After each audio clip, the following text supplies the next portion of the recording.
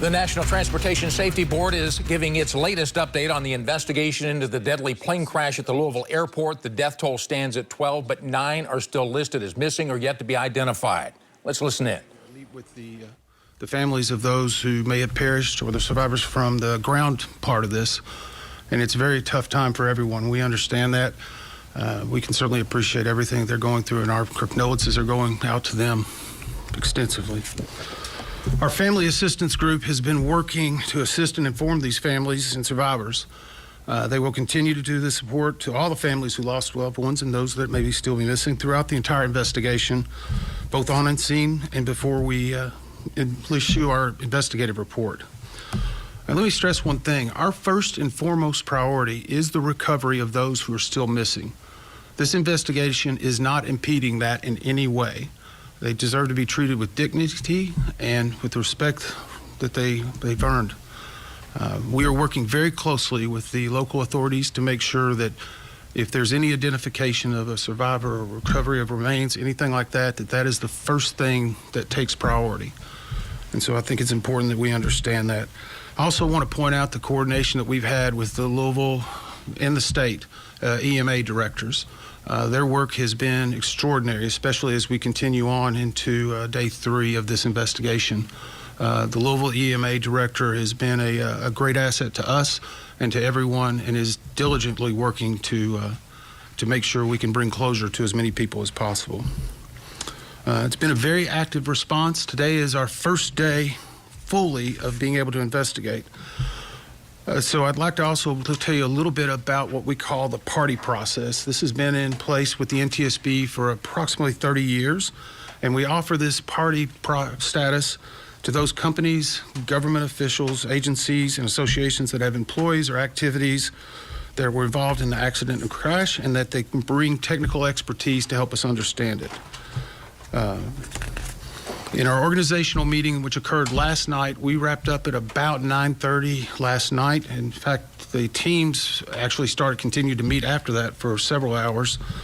We named the following parties to this investigation: the Federal Aviation Authority, United Parcel Service, the Independent Pilots Association, sometimes referred to as IPA, the Teamsters Union, which represents the mechanics for UPS, Boeing Corporation, which is the now manufacturer of the aircraft after a consolidation with McDonnell Douglas, and GE Aircraft Engines. Now, the NTSB has put together a multidisciplinary team, and I mentioned yesterday the different groups that we put together. And so we have actually brought in additional specialists. Right now, the NTSB team is over 30 individuals. We've brought in additional vehicle performance specialists and a materials engineer.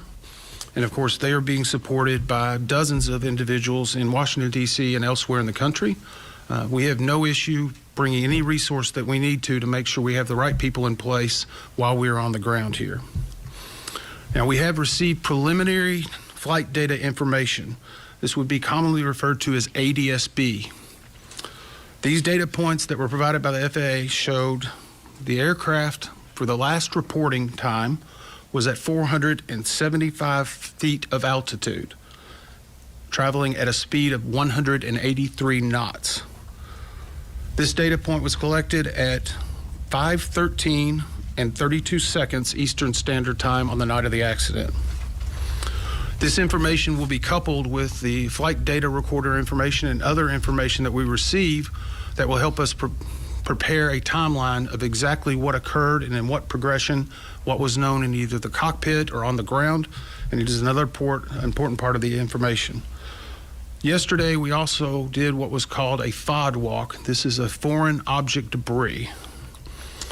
This FOD walk occurred on runway 17 left, or L, and 17 right, or R.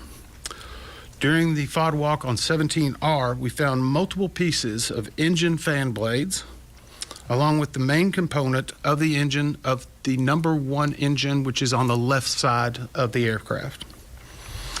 We have transferred all of those to a secured location for further examination, and we'll be using that to further analyze any mechanical aspects. And I mentioned yesterday we had recovered the flight data recorder and the cockpit voice recorder, often referred to as the FDR and the CVR. Last night, one of our recorder specialists flew overnight with that recorder, immediately went to the NTSB headquarters where we have a recorder's laboratory, and extracted the data from both the FDR and the CVR. We consider this a good extraction with good data points, which means that we will have even more information to help paint a comprehensive picture. So with that, I'd like to introduce Shahoon, who can give you a few specific pieces of information regarding the flight data recorder.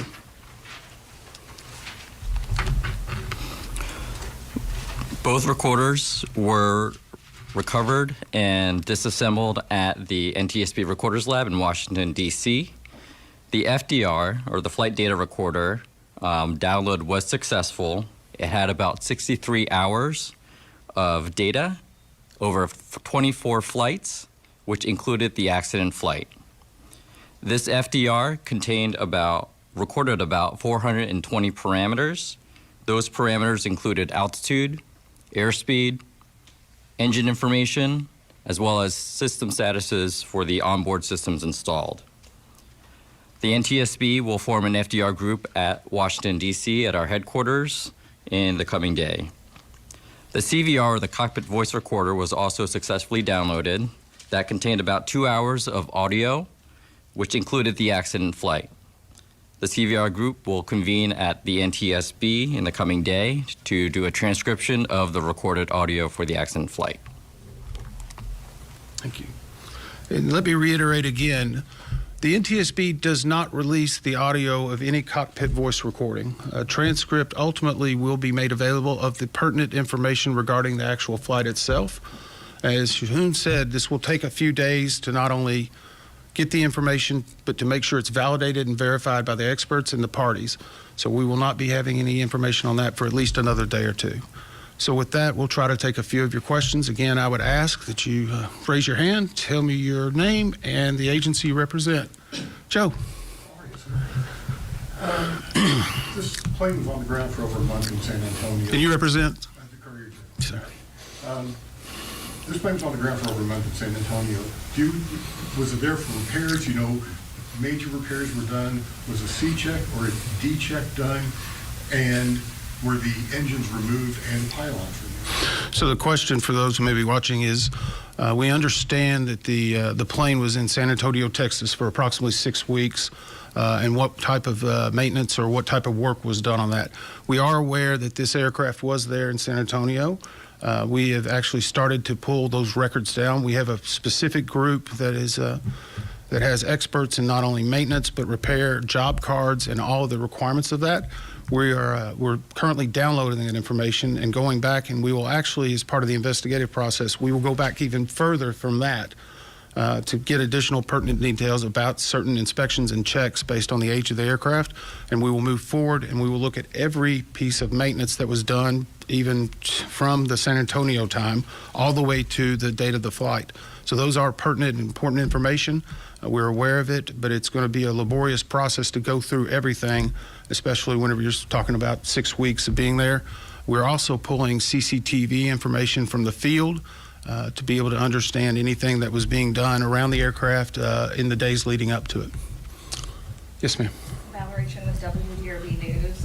There were reports that the plane was delayed that day as the engine was being worked on. Can you confirm that, and what details do you have? So the question was, there's reports regarding delays in regard to the engine before the flight. We've queried, and UPS has told us at this time there were no maintenance work done on the aircraft in question immediately prior to the flight that would delay it in any way, shape, or form. Obviously, one of our jobs is to make sure we verify anything that we may learn through multiple sources, but nothing to this point has been presented to us to dispute that. So our belief is today that there was not a maintenance issue regarding that aircraft prior to the flight subject. Tom? Mr. Edmond, there is some reporting to suggest that the crew of that plane they were supposed to be on a different plane, and that plane was swapped out for a maintenance issue. In other words, they were on the second plane to take to Honolulu. The previous plane that they had been assigned to may have been swapped out because of its own maintenance issue. Are you aware of that? And also, can you speak to if there is a broader concern about the MD-11, what steps will you take to ensure that that word is spread out and maybe there's a fleet-wide inspection? You know, each time you ask a question, Tom, you ask two. But that's okay. That's okay. That's okay. The question was in regard to the incident aircraft, and that there's been some reporting or discussion of whether or not it had been swapped out by that crew to take a different plane to on its Honolulu flight. Right now, we've not gotten any specific information on it. The good news is UPS, their flight scheduling and all of their crews are being very cooperative with us, providing everything we need.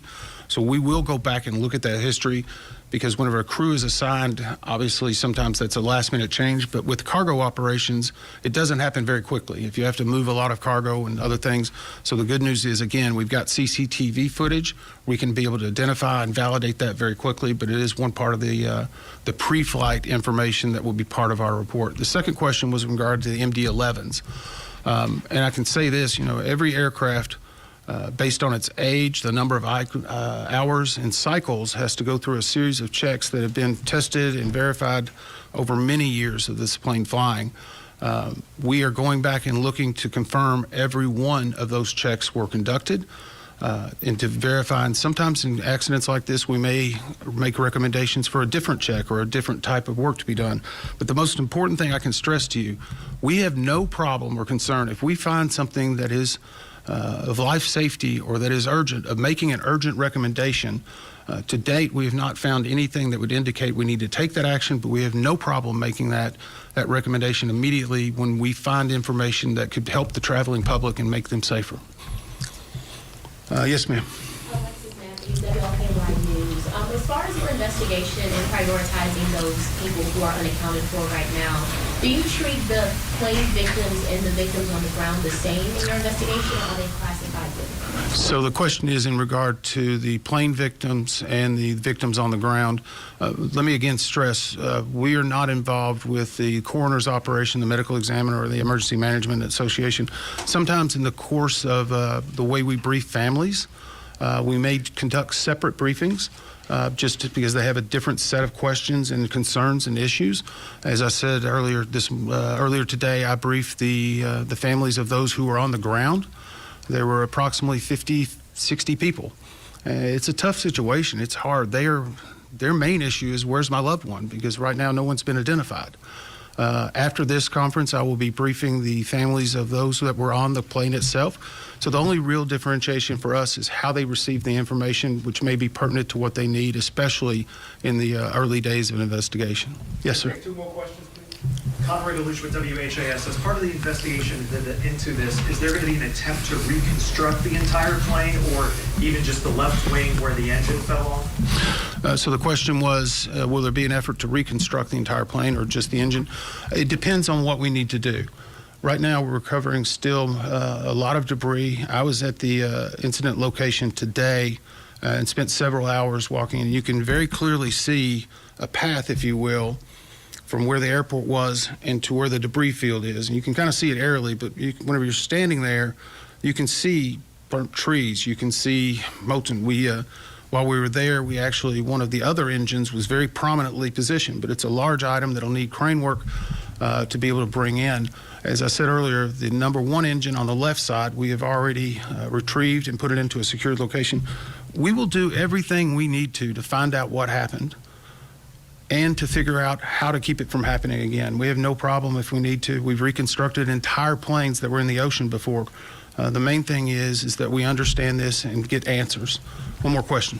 Tom Hanson with CBS News. First of all, Chris Van Cleve sends his regards. I just want to circle back to the history of repairs. I know that you guys are downloading that, you are sifting through that history. We've seen reports that it needed repairs on one of its fuel tanks and on a rusted part of the plane. How confident are investigators that those repairs satisfy the safety criteria for this plane to fly? So the question was regarding some reports that possible needed repairs that were done. Every aircraft operates with what in airline, such as UPS, operates with what they call a minimum equipment or minimum requirements.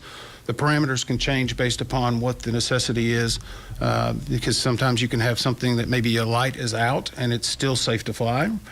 So there's a lot of information. The good news is we have a number of MD-11 pilots and mechanics that are all certified or instructors.